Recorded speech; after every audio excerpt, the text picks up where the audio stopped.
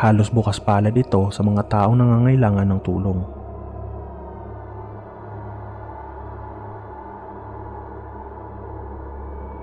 Hanggang isang araw, unti-unting nanghina ang katawan ni Henry.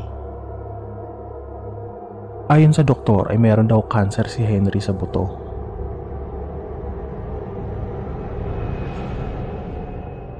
At dahil dito, unti-unting nalugi ang kanilang negosyo. Nangayayat ng husto si Henry. Lagi din daw itong balisa. At tuwing 6:00 ng gabi, ay sobrang kirot ng mga kalamnan nito. Ang ipinagtataka lamang ng asawa ni Henry ay parati itong binabangungot at nagigising ng 3:00 ng madaling araw.